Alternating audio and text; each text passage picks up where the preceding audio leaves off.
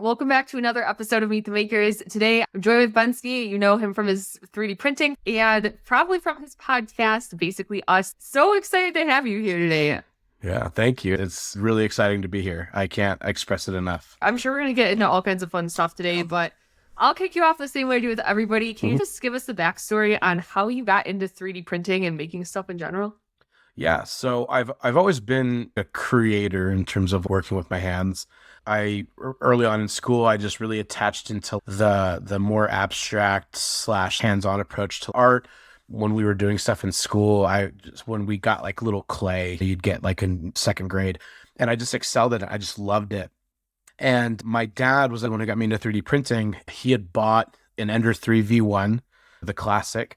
I was living here in Utah. He was living in Missouri at the time, and he moved to Utah. He was going to live with my little brother, and he had this printer, and he was like, "Hey, I don't have room for this. Do you want it?" I was so excited because I had always wanted to get into it.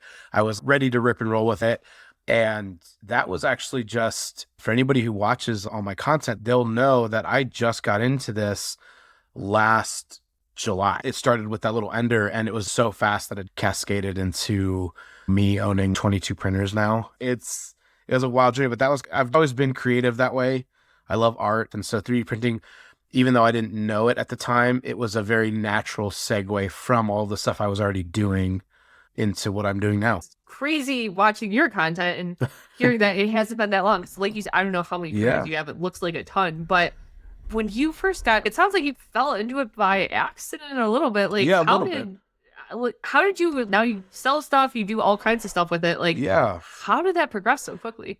Oh, that's a good question. I think part of it was I had a really weird goal that I didn't actually start doing until honestly maybe a month or two ago, which was I really wanted to make helmets. I was obsessed with the idea of making like a Mandalorian helmet. You have a little Ender 3 V1 and you're like, I can't make that on there unless I cut it up and all this other stuff. I didn't know any of that technical side of 3D printing. So I really quickly became discouraged off of that idea. Okay. At that same time, I had a friend who wanted to play D&D with me. I'd never played before. I was like, okay, you know what? I can make a dice roller. That was the thought that came to my mind. I was like, I can do that. So I made this skull dice roller, and it was awesome. And it worked the first time, which was honestly the worst thing that could have happened. It worked perfectly the very first time. And the reason that was, yeah, anybody who knows who has an Ender 3 V1 or had one, the reason that's bad is because that is an expectation that should not be set for that machine at all. But so I started getting into, so then I was like, okay, let me buy a faster printer because 18 hours for a dice tower is just so stupid. And so I bought an Ender 5S1, which was like the first, that Core XY where the bed just moves down. Yeah. I was really into that because I was like, oh, this is so cool. I don't have to worry about all this leveling the same way and blah, blah, blah. And I had no idea bamboos existed at this point. They existed. I just didn't, I was so new to this whole realm that I thought I was cooking with gas. And then finally Elegoo came out with the Neptune 4 Max. And I was like, oh, I can make helmets finally if I buy this machine.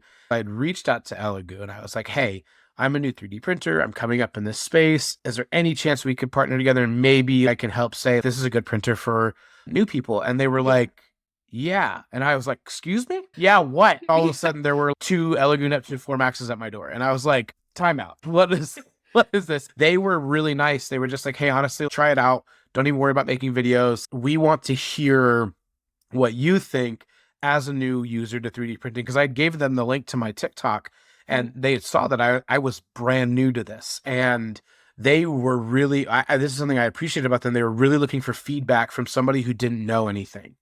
And I think that was really cool of them to do that. And I learned a lot because of that printer. But what had happened was I had everything in our spare bathroom at first. Then the Neptunes came, so I had to pull everything into the basement. I started becoming obsessed with pushing the boundaries of learning things. I started just like making wild things, learning more things. And I have a spending problem. I have a really bad spending problem. And so I would see a new printer come out and it was like, I got to get that. That was the K1 Max. And I was like, okay, I got to try that. And so I got one of those and it was just amazing. And then I got an A1 and that was amazing. And then the next one, Carbon. I was like, that's amazing. My wife finally put her foot down and she was like, look, I love that you have hobbies, but here's the deal. You have a $30,000 motorcycle in the garage that we've put 12 grand of upgrades into, Yeah. and you want to put more, and you have all these printers, you need to either make money with this or we need to stop. We need to stop. And Right. that sounds harsher than that conversation went. This was not an unreasonable ask by her at all. 3D printers technically are cheap, but once you start getting into filament, you can spend $400 in filament overnight Yeah. and not realize it. And so I thought, okay, let's start an Etsy. Let's get some Patreons together. Let's get a couple things going. It started out with some planters and then some dice towers. I started that in January. I was making sales and I was like, oh, this is interesting. And it was doing just well enough to keep the hobby going. Then in July of this year, we decided, let's try to do a farmer's market. We see how those go for people. I'm really close with Chrysalie and Gemini, and they were both really helpful and encouraging to be like, hey, you should go and try it. They were so awesome. They gave me so many tips Yeah. out the gate so that I didn't feel stupid when I showed up at my first event. Yeah. So I signed up for an event and it wasn't supposed to be till like mid-September. So this was back in July. I signed up for an event in mid-September that I got accepted. I was stoked. But then my wife decided she really wanted to be involved in this. She started applying to stuff and other things. And we got an event within 3 weeks of deciding we were going to do it. All of a sudden I was like, whoa, I was prepared for this event down here. And so we did it and I didn't know what to expect. I didn't know what was good money, what was bad money, but we had made money. And I was like, hey, cool. We made a couple $100. This looks good. But then we started talking to the other vendors at that event. And we were the only people who not only made money, but some of them didn't even make their booth fee back. And it was only like a $40 booth fee. Oh, wow. And I was like, wait a second, are we popular? Then we did another event, sold out and did really good. And all of a sudden, I think we clicked for my wife too at the same time. We were like, wait a second, this is feasible. This is a real thing we can do. And so after August, I ride motorcycles and I go out to the Sturgis motorcycle rally in August. So we did the first 2 weeks in August, took a break for 2 weeks, and we came back in September and we were doing like averaging 3 shows a week and we were just grinding. But we started making like real money. And it's to the point where if this stays on track, I'll be able to leave my full-time job by next April. Wow. Okay. I'm in a really good industry right now, not in a toot my own horn way, but I make really good money. And the fact that I'm at that point where if this stays the way it's been going, I can do that is crazy to me. That's a lot of why the printers started getting out of control, I guess we'll say, in terms of like how many. Right now I'm up to 22 regular FDM printers and I have one resin printer now because I started getting into that realm and those are starting to sell now. So it's like, okay, now I've got that's just how it really fell into place that way. I never expected it to be here at all, but I'm really grateful for it. I really love it. Dude, first of all, congratulations. That's truly is for so many people I talk to. That's the dream. So yeah, I'm excited for you guys. That's awesome. Thank you. You just said it at the end. You didn't really imagine it. I guess for you or your wife, do either of you have a background of starting businesses or was this the first thing that you guys tried? I have a background in wanting to start a million businesses. Okay. I did have one before this. It was during COVID. Everyone else lost their jobs. I was really lucky because I worked for a restoration company. We worked through COVID and it was like we were doing a lot of decontamination. In fact, in Utah, we were the first company that had the approved chemicals for decontaminating like buildings and stuff like that. Oh, wow. Yeah, so we were rolling crazy. But then I was bored because of COVID. And I decided that I was like, people are still driving. I've worked on cars my whole life. I'm going to do a mobile oil changing business. I started mobile oil changing. I had 2 pitches for people. I said, one, I come to your house, I lay down all this stuff so nothing gets messy. I also decontaminate your car after I'm done so you don't have to worry about COVID. All you had to do was leave your keys either in your mailbox or in the car. I would come, I would leave, and that was it. And people loved it. They were just like all about it. I was getting people to schedule me. I was getting at least 4 or 5 cars a day where I would just go and do their oil and just leave. And then finally I got a contract with a couple hospitals out here as an employee perk package. So I would come twice a month at the beginning of the month, end of the month, and I would do a bunch of cars and then I would leave. And then I would do a bunch of cars and then I would leave. It was just kind of part of their perk package. And it worked really well. And that actually turned into, I got greedy and I wanted more money. So I transitioned to doing, car repairs also. And so it was Okay. like, okay, if you need an alternator or something else like that, then it evolved into detailing. I was Mhm. this all-in-one stop for mobile, like auto repair and car detailing. And then it just evolved into just detailing because that was bringing in a lot of money. It was more consistent. I had a way less stressful schedule because I could make the money I would make off of 3 days worth of oil changes on one car one day for a Right. detail. Yeah. And then I got in with, since I'm in the motorcycle scene, I got with a couple of the motorcycle clubs out here. So I was doing a lot of their bikes. I was doing a lot of cars, and it was just a lot of fun doing that.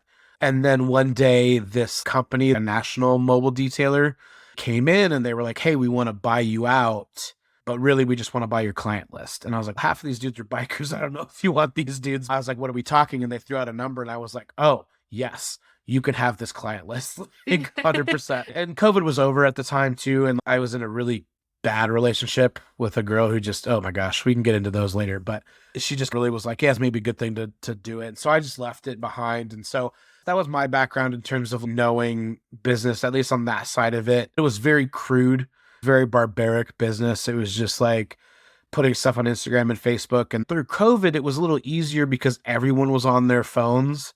You'd put something on a Facebook page and everyone saw it. The word of mouth was really nice too, because luckily I did do enough good work for people that they were just like, I got flown to Missouri to do a guy's set of cars Oh, wow. because he saw my work. And I had done really good for myself on that end of it. But when it was time to leave, it was time to leave. And honestly, I'm really okay that I don't do that anymore. There's no regret on that end of it. It makes sense. I think a lot of people, again, like they get into 3D printing and Mhm. they see other people making money with it. And I think, like I said, everybody that I talk to, it's like an ongoing dream to have Yeah. that full time thing. It makes sense that having that background probably made it at least a little bit easier to some degree getting into this. It did on a lot of aspects. The other part of it that didn't make it easier was that this time around, I have a wife and kids.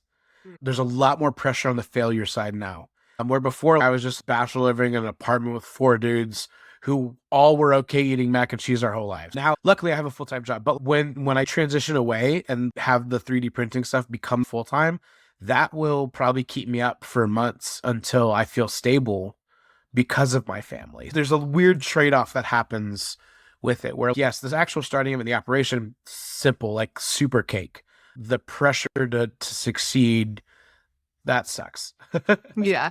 I can definitely see that being a factor there. And it adds a degree of complexity. But would you say, like, you see these 17-year-olds that are like, I'm going to go hard and start a business, bro. But I feel like there is something to it of having kind of that deep motivation of this has to work. There is no like Yeah. fail back. I think when your back is against a wall, sometimes it pushes you to make it work in a way. Does that make sense? Do you feel that Yeah, way? no, yeah, 100%. A lot of people in the 3D printing ask me, how am I doing 4 or 5 shows a week? How do you Yeah. keep up an inventory? Even though I have 20 printers, that everyone knows how long something takes to make. How are you keeping up with that? For me, I don't sleep.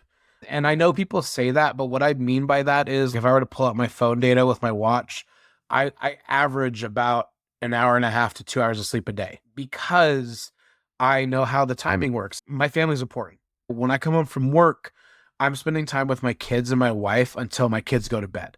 I'm not going to compromise on that. But that means I have to time everything out in a certain way. When I wake up to leave for work, I'm going to start prints because I cleared off the bed plates. I'm going to make sure they're timed for when my kids go to bed. I also time them so I can get through a plate and then I can clear that plate and then start over while I go back to work. The reason I don't sleep is because I'm timing everything so that I can have everything actually going 24/7 versus sometimes where we've all started to print right before we go to bed. We know it's going to finish while we're asleep and then we'll Right. wake up to something different. I don't want the printers to stop moving. That's a pressure that I brought on myself. My wife is so encouraging and lovely. She tries to tell me to not do that. She doesn't want to see me do that. And so, in fact, it's gotten to the point where she demanded, and I said, okay, where every Thursday and Sunday is date night. Doesn't matter. Even if we're just on the couch together all night, the two caveats are once the kids go to bed, it's her and I, and then we're going to bed at the same time. Those are the two things that happen no matter what. And I know some people are like, wow, you had to schedule that. It's like, yes, I did. I really did. But she's supporting me. We both know what we signed up for.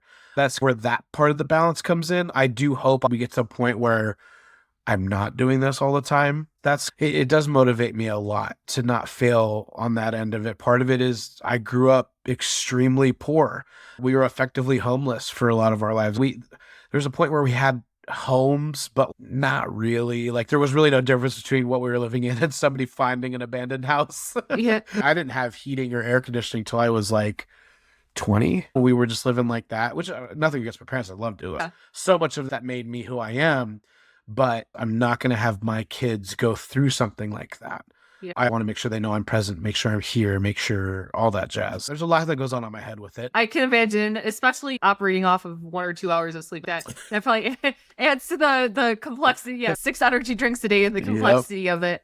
No, it is crazy though, and I think there's again, you hear all these people online and they're like, oh wow, so and so, they just have everything. And I think so many times when you pull back the curtain behind the scenes, I don't think anybody truly like just has it all figured out or has everything. I think you always have to like sacrifice somewhere. Yeah, for sure. Yeah, it's so hard. And that's why with my content, I try really hard to be as real as I can.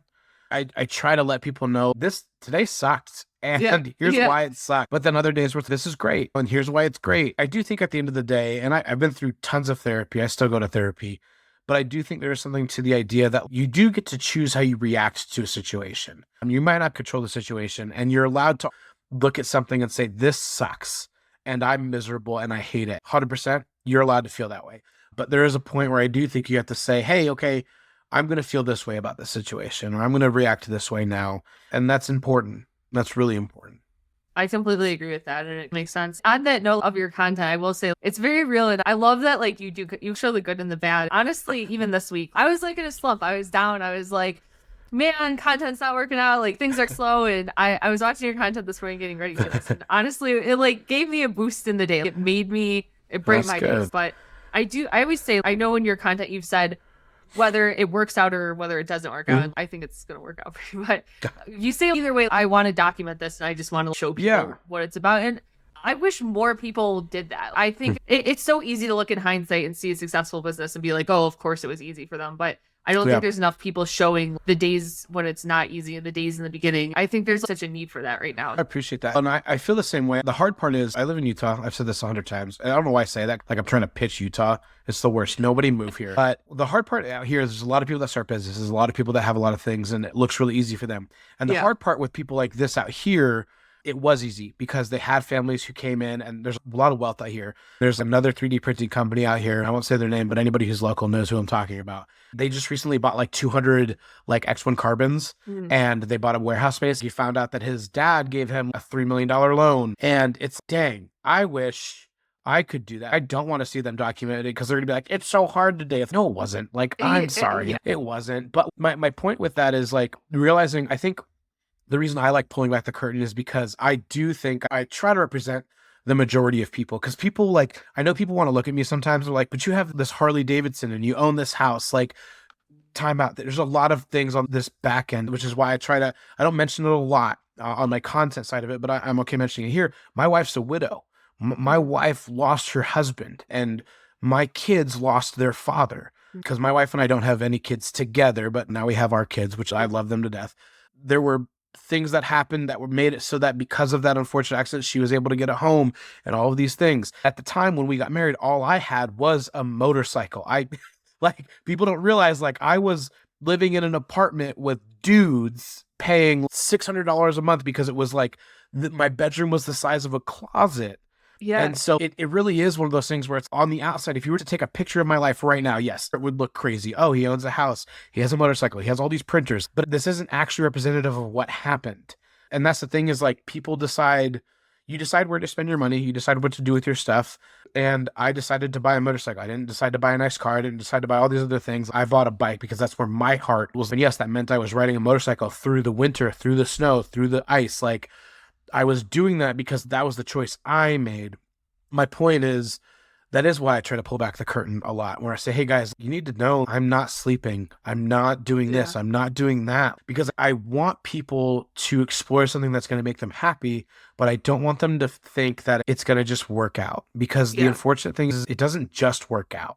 You have to put in a lot of work too. And I don't want people to get discouraged. I don't want people to give up. I want to watch them succeed. I hope people watch my videos, they go do it, and then they put me out of business. I would love that. I would love for somebody who watched me and followed my steps to succeed past me. That would be so great. Like, I talk to kids at farmers markets and all these other people, and they're like, I don't want to steal. Dude, shut up. Steal my ideas. Take this. Go for it. Go make millions, dude. Do it. Now, because that also motivates me to do better. I would love if one of these kids that's been coming up to me, I have a couple regular kids that come up to me at these shows and they keep asking me technical questions about 3D printing, and I'll talk to them forever. I hope one day they're like knocking on my door, hey, I'm going to buy your building because I'm doing this. I'm like, hell yeah, dude. Absolutely. Thank God. That's super cool. Like you were saying, online, you see the highlight reel of everyone who has all this crazy stuff. I think there's this inclination for people to be like, oh, anyone can do this or make money fast or whatever. But yeah, I think it's maybe I'm just banned at things like that. I've not found that to be like, it's never easy and it's never fast. And I think there's a million things behind the scene that go into it that nobody talks about. And I really hate, I don't think it's blatant dishonesty. But there's somebody that I was following that was like, hey, follow me and we'll make money on Etsy. And they're like, I made $30,000 in 1 month. I'm a very honest person. And the more I dove into it, I was like, wait a second. You, before you started Etsy, were a real estate crazy Mongol. Like you had a lot of contacts that you could pump out. Hey, I'm starting this Etsy business too. And if, hey, you have 12,000 people, you could just say, hey, I'm doing this. And then they spread and make the word for you. To me, that was misrepresentative of what they were talking about, because what they didn't talk about was the network they had prior. That's what I've noticed on Etsy. For me, what gets me more business are the people who either have bought stuff and tell other people to buy stuff, or the people that I know directly. I want to start a YouTube series about real Etsy sales where it's like, hey, just so you know, you can do this, but you have to actually work hard on this other end, because unless you're going to make some weird revolutionary product that somebody's going to see and then tell everybody about, you're going to be making the same thing that everyone else is making, but you need to figure out how to get it out there to other people. And that's through networking. I think that's a part that's missed a lot with people who talk about follow me for like tips on how to make money in XYZ. They don't talk about the foundation they had prior. That hurts a lot of people. I've watched that hurt a lot of people. This goes back to why I make content the way I make it. I don't want to feel like I'm giving somebody misinformation to get them to follow me. I'm trying to show you how to actually do it when you start from zero. It sucks, but you can do it. It just sucks. Yeah, no, I agree with all that you said in there. I want to back up to a little bit of where you started with shows. You talked about like, you sign up for this first show and then your wife signs you up for a show. And I think you said it was like 3 weeks out of her signing you up to just having to actually go to that show. Going to that show, I don't sell prints. I don't have a crazy amount of printers I'm running, but I know how long it takes to run a print. How did you guys in 3 weeks pull it together to have inventory for that show? Let's start there, but then we have another follow-up question. Sure, so I got a little lucky. So I can't remember, I watched it right when it came out with you and when you and Brady had talked, but Brady started 3D Print Cares a few years ago. And then when him and I became like best friends, he was like, hey, you're the person that I think we can bring this back. And I was like, yeah, let's do it. And now it's the point where people think it was our idea, but I want to be clear. This is something Brady did start by himself, now it has become synonymous with both of us. That was back when we had the Holden Strong thing. So when that had happened, I started running my prints to make the fidget creatures. I got like Zal's Patreon right away. And I was just like, I'm going to start making these things. I was ready. I'd never done anything like that before. And so I was just making full bed plates of them and just going, because I wasn't sure what I was going to send to him and what I wasn't. And so I made a couple dragons, I got Cinder Wing, and I had a bunch of stuff. And then I was like, okay, 1 million people have signed up for this. I'm not going to send all the stuff I was originally going to send. And then I had all this leftover stuff. And so luckily it was like, here's all this leftover stuff. I can use this for September. But then my wife was like, hey, we actually have something in a few weeks. And I was like, okay, we can use this. So my booth primarily focuses, I have the little bitty things that everybody has, the minis or whatever, but I like to focus on like the D&D side, the cosplay side, the nerdy side of 3D printing, because that's a niche that when I go to vendor shows, I don't see a lot of the weird niche stuff. And so that was my focus. And so I turned on the dial to start doing the dice towers, stuff like that. And luckily I had the Neptune like 4 Maxes, so I could put 10 of them on a build plate, have them go for 2 days, and it would only take 2 days, but then I can get like 10 of them done. I could pull those off, keep going. At the time, I had only had I say only. Some people are going to listen to this and be like, only. But I had 3 of the K1 Maxes, the 2 Neptune 4 Maxes, an A1, and an X1 Carbon. And so the multicolors were just confined to 2 printers, and everything else had to be on these other printers. When we had that first show, we didn't have a whole lot of variety, at least in colors and stuff like that. It was just a lot of stuff here and there. I think I did make one helmet. It was a Wolverine helmet, so I didn't need to worry about multicolor. I could just do it in 2 different colors. Yeah. And that's how we got the inventory for that show. And luckily, it was a really small show, but it worked out really well for us. Yeah. That's the other piece I was curious about, because you had mentioned you go to that show, there was other vendors there. Other vendors were talking about they didn't even make their show feedback. You guys, it sounds like you did well, but knowing you online, like you're very personal, you're very fun to be around. Like, do you think, was it like a personality? Like, did you just draw people into the booth? Was it something that you just happened to have the right stuff? Like, what do you think made it work for you at that show? Honestly, I do think it was my personality at that show, because there were 4 other 3D printers there. And I'm sorry if anybody listens to this who was there. I'm not making shots like you're bad people, but everybody was sitting down. Everybody had their camp chairs. They were all sitting down. People would come to the booth and they just point and blah, blah, blah. And me and my wife were standing up and we're like talking to people. We're like, hey, grab this, whatever. Okay, time out. I make the same joke at every vendor thing. And I don't think it's funny. My wife doesn't think it's funny, but people, they're howling because they're like, oh, kids, don't touch. I'm like, no, pick it up. If you break it, it's half off. And everyone laughs. And I'm like, this is the stupidest thing I've ever said in my life. But I always say it every show I go to now. I want people to touch it. I want people to grab it. And the other thing that I think helps us is I'm very motivated to give people stuff. I've watched so many kids come up and they have 3 quarters. And they're like, I did chores for my mom this week. What can I buy? And technically, nothing. The answer is nothing. But they look and they have this one thing and they love it. And sometimes if it's like a really big thing, like a helmet, it's, ooh, I have this thing. And I just try to help them out. But we also do a lot of deals where it's like, hey, I know this thing's $1, but if you buy this $5 thing, you get this plus 3 other things. They're like, oh, then yeah, I'll do that. I have given away helmets to kids. I had this one mom. She came in and they rode on bikes and there was nowhere close where they could have come from where we were at this particular event. Their bikes were pretty ratty and like he really wanted to be Spider-Man for Halloween. I had this helmet and he just, I was like, oh, it's usually $200, but like blah, blah, blah. And I could see it in her face that like, I see it because I saw it in my mom's face when we grew up poor. It was the same look of I would do this if I could see it in her face. And they left. And on the way back, I say, hey, buddy, come here. And I go, hey, can you do me a favor? And can you help me like pick this up? I need to move this over here. And he goes, yeah, okay. He picks up. I said, hey, I want to pay you for helping me. And he was like, I moved a box. I said, no, don't worry about it. And I gave him the helmet. And his mom's reaction, I was like, this was real. This was a real, because there's times where people come and they're like, I can't afford anything. And you can just like, I don't know, man. You came in here in a Lexus. But there's just times where you can just tell. I was making deals with a lot of people at this first show because that's just how I am. And people were hearing it. They were hearing like, oh, if you go to this guy, he'll get, and I wasn't trying to my goal isn't to undercut people. I'm not a jerk. My goal is to get people to go home with stuff because it matters to them. People who grew up in the situation I grew up, it doesn't make a lot of sense to people that like a thing would matter. They don't understand that because people always talk about that, right? Oh, you can just buy another one. There's a reality for some people where that's not true. So something matters to some of these kids. It matters if they have it. We were a little bit cheaper than everybody else. I think that was part of it, but I'm not completely cheaper. I sell helmets for $250 a pop. Right. I've recently increased the prices of my dice towers because I do a little bit more work in those now.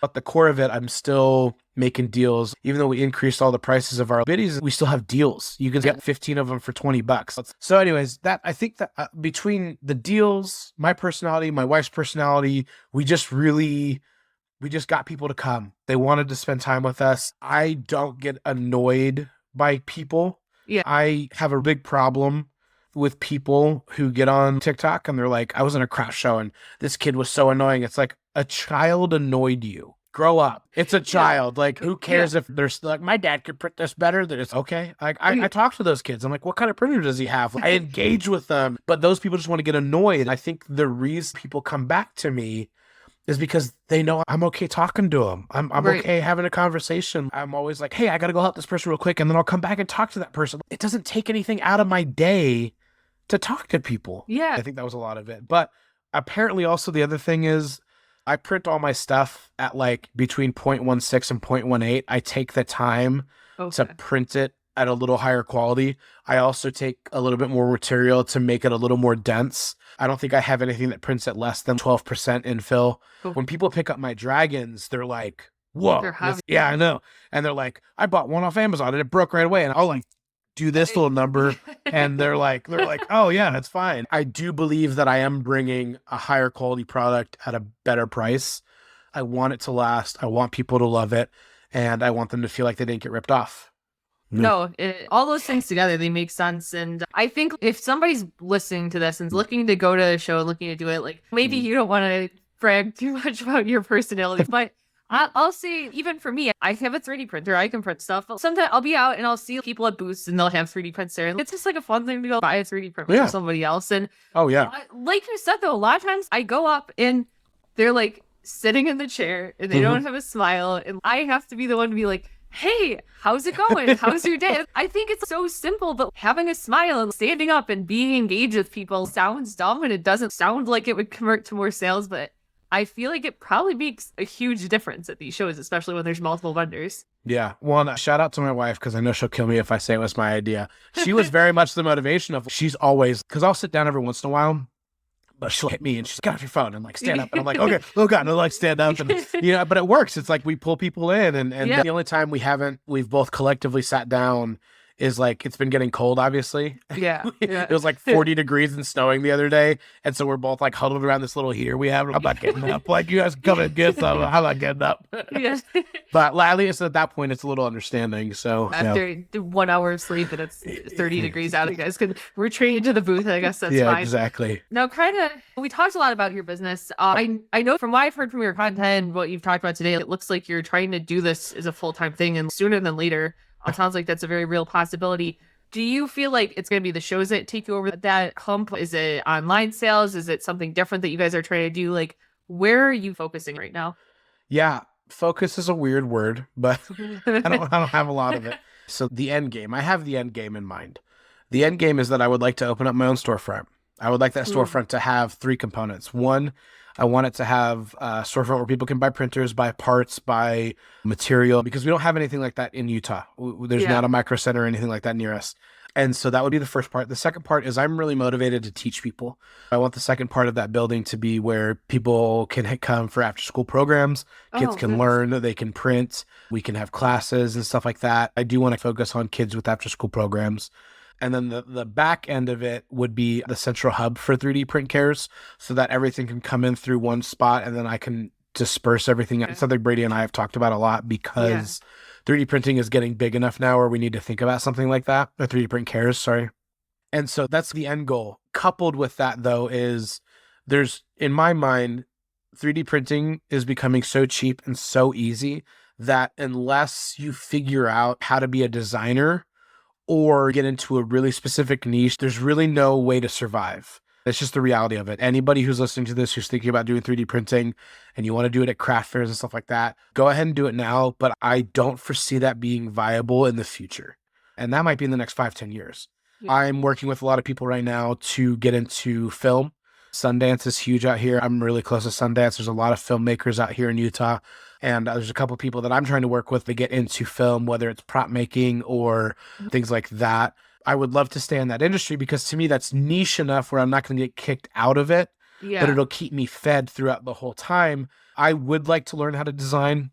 I have Nomad Sculpt and I have Fusion, but I've made like a total of 3 things on those because I just don't know what I'm doing. I would like to be able to focus on that because again, I think those are the 2 people who survive, designers and people who are in a niche. And yeah, that's where I'm trying to head towards. But right now we're focused on shows. We are trying to bring in our own online store. I want to create a subscription service. I haven't seen anybody do this, but where people can subscribe to get a handful of biddies every month or a subscription where you get a new helmet every month. I think that would be really cool because that's subscription services where they go. I know they suck. Even there's I think BMW now, you have to subscribe to get your seat warmers turned on. They're getting out of control, but it is also the way it's working nowadays. No sense in not jumping on that bandwagon.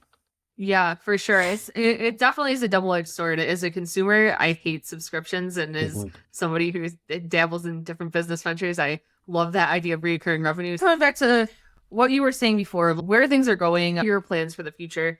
You talked about the space where kids could come and learn, people could get help, all kinds of different things there. And I think when I look at not just honestly, not just 3D printing, like when I look at the world as a whole right now, I feel like community is such a thing that it's so like lacking in a Mhm. lot of places. And I feel like a lot of people really need and really crave and don't always know how to find. And even like as simple as like recent, like Mhm. last week or maybe 2 weeks ago, we did a local meetup here in Arizona. And so many people were so excited. So Mhm. many people just want to meet friends and make friends. If this is going to sound like such a dumb and simple question, maybe just saying hello or interacting with people. Yeah. You're infamously in this friend group of Brady, Juan Makes, Dork Vader, Priority, Yeah. like, all these cool guys. And I think a lot of people crave having that community or friend group. Yeah. How did you get integrated into that friend group? I have a big problem. I'll call it the Godfather roundtable of 3D printing in TikTok right now. Okay. There's a group of people that I think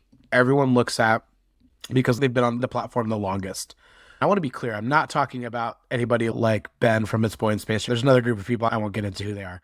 What I noticed was that they were a group of people that were friends with each other, which is great. But it was really hard to feel like you could be an outsider in that group. Yes, they would invite you into stuff, but there really wasn't a lot of room. They didn't like differing opinions. And I know that if they figure out who they are, they're gonna be like, no, we don't. But I've been a part of it too long. So I backed off and I was like, you know what? That's a lot of why my content started growing into the I want to help people content because I didn't want, I will never. Can I swear on here? Oh, fuck yeah. Oh, hell yeah. Okay, cool. Honestly, I haven't been because I wasn't sure. I swear like a trucker the Oh, entire time. cool. Go I ahead. do too. My big thing was like, I will never shit on another printer ever. Not one time. And the reason I won't do it is because somebody has that printer and they love it. And Yeah. that might be the only printer they can afford. Yeah. It might be the only printer they can get. So God, I fucking hate when I hear people shit on Creality. I hate it. Creality makes a cheap product.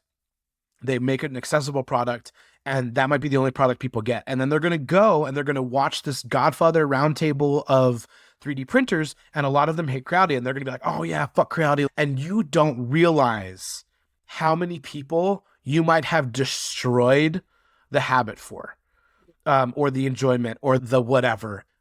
That pisses me off. I'm getting a little passionate about it because it really makes me angry. Yeah. And so I won't do it. I will say there's printers I prefer. There's printers I don't prefer. I even just had a video that did slightly good numbers where I talked about how I prefer Creality over Bamboo, and people were mind blown by that. I won't say to not buy those. I will just say I prefer them. That was really making me angry. And Brady felt the same way. We were talking to Josh. He became friends with Josh from Dork Vader, and he was like, dude, have you followed this guy? I said, no. He shouted us out. And I was like, I don't even know this guy. I feel bad. So like, I started watching his stuff and I was like, oh my God, I love this guy. Yeah. And it was instant. You know who I didn't hear about from 3D printing that roundtable? I didn't hear about Josh. Nobody was Right. talking about him. Right. He'd been on the scene and he had interacted with those people and nobody was talking about him. And I was like, you guys don't realize how incredible this guy is. Yeah. Then Mike, I had followed Mike for a really long time from Priority 3D, and I met him at Murph, and I fangirled so hard over meeting him. I just couldn't do it. He was just mind blown. He was like, why are you care so much? No, you're Mike, man. I was so excited. And then yeah, Nick just like, he came on the scene, I think through when I did the DC helmet challenges where I really met Nick for the first time. I had a lot of questions for him because I had painted cars and motorcycles years ago, and I saw what he was doing with helmets, and I was like, hey, how well does this translate? He goes, I actually used to paint cars and motorcycles. It translates pretty easily. He's been able to help me a lot with that. I've been friends with Jack from Twin Shepherd for a minute, but I brought him into the group chat, and we realized we wanted a space where we all had the same idea, which was help people no matter what. Don't ick somebody else's yum, and just be good people. We've been talking recently about starting more lives and taking over that scene because we want to create an environment where people feel welcome, feel like they can come to us. And so, yeah, that was just how we integrated with it, which is, it's so funny because I'm going to say this and I bet you won't believe it. I know it took a long time for a lot of other people to believe it. I'm not this extroverted in real life. I love being home. I love being quiet. Quiet's hard. I only have one volume, but I don't actually talking a whole lot. I don't like all this other stuff. I don't like making content stressful for me because it's really nerve-wracking all the time. I know a lot of people look at my content, they're like, there's no shot. Like, you look like a natural, like all this stuff. But no, it is hard for me. I have a lot of self-conscious issues with my body. I have a lot of self-conscious issues with my face, like my speech. It's really hard for me. But getting in this group with these guys has really helped me because no one cares. No one cares in this group. We look at each other when we get in slumps and it's, hey, whatever. Anyone who pays attention to my content, they'll notice that I'll get on this really big high and then I'll drop off for a couple weeks because my brain says, dude, we need to chill. But yeah, we got involved because we just wanted to talk to each other. It's the only group chat I have. I haven't talked to my family group chat in 3 months. But it's the only one that I talk to. And it's just, we're all learning together. We're all having fun. We all encourage each other. We all push each other. It's just a good group of people. That's why we want to translate it to putting it out in public, because we want other people to feel like they can come in. The last thing we want is people to think we're an exclusive group, which might be true for the group chat, but that's because it's a group chat. I'm not going to have 800 people in a group chat. Right. I don't want anyone to think that we're untouchable. Like, I don't want us to ever be like, oh, I don't want to talk to him because X, Y, Z. And I get those DMs sometimes on my TikTok where people would be like, I don't mean to bother you. Shut the fuck up. Like I'm not, I don't know. Like, obviously, I only have, like 11K followers. Maybe if I hit 1 million, I'll be that way. But no, I think that's part of it. Not to divert too much, but It's Boy in Space, he's got like 4 million followers. Yeah. And that guy has personally DM'd me a lot to just talk and chat and ask if I need help with something. Or he'll be like, hey, like, I saw this trend. Maybe you should try it, see what happens. Like, absolutely, let's try it, see what like, there are groups of people that will disagree with this, and my challenge to them is that they don't actually know him. He's one of the most down-to-earth people I've ever met. I want to be like that. I want to be somebody who can get to that level of popularity and still be who he is. And so I look up to that a lot. And I think that's where we're all headed with our traction in the group chat. We call ourselves the 3D'ers, but yeah, I don't know Ben personally. From the interactions I've had with him, he's super chill. I don't know if humble is the right word, but I think a lot of people in the 3D printing space in general, I'll just say, I've yet to really meet anybody who's, I think, down to earth or not like too full of himself. And I'm sure those people are out there, but they are. I just haven't encountered them yet. But it's been refreshing out of other communities I've been in. It's a lot of really cool, chill people who are like all aligned and just helping other people. It's been cool. I know we're coming up in time and I don't want to keep you here forever, but I did just want to talk a little bit about your podcast with Brittany because it's fun. And I think, again, it's just like a fun hang for people. If you you don't even have to be into 3D printing. You guys talk about all kinds of stuff, but how did you guys ultimately decide to get into that? How did that all come together? Man, the decision, honestly, I can't remember. I feel like that was a Brady decision. He was like, we should do this. Hold on. I'm almost 99% sure it was, because he had always had the ambition and the dream to have a podcast. Okay. And he was just like, I want to do it with you because it's going to be easier to do it with you than to do it with me. And I was like, okay, yeah, let's do it. We got together and we had talked about it, and we were both extremely busy. He does school and he has his full-time job, and he does 3D printing and he has a family, and I have my business, my full-time job. We were both busy. So we had to finally just say, okay, we're going to do it. Every other Monday, we're going to record. We got together with a sound producer and just started. And the rest is not history. We're 6 episodes deep now. So yeah, we did. We didn't want to isolate anybody with just talking about 3D printing. I think the only times we've really talked about it was when I don't have regrets. I don't ever have regrets, but I do wish I would have handled it differently when I got into it with one of the guys in the 3D printing space about his opinion of hobbyist 3D printers. I was very upset at that. I think we did talk about that a little bit, but I don't think we've really talked a whole lot about 3D printing as a whole. But again, that's calculated. That's on purpose, because we want people to be able to listen. A lot of podcasts either start with a niche and then turn into general, topics, or nobody really did the reverse where it was like we start general and then we find our niche. And that's something we want to do differently. We're starting very general and we're going to see where we land, because I think both of us adapt well enough. We can play around and have fun. Part of that is also us figuring out who we are. As you've done podcasts for long enough where it's like, your podcast you is going to be different than your TikTok you. It's going to be different than your personal you. For sure. And we're figuring out who we are on the podcast. And I would say episode 6, our latest one's probably it's the best one, but it's the one where we both found out where we were. And I think anybody who's listened to it can feel it, where it was like, oh, these guys are clicking. Yeah, we are. It took a while, but we're here.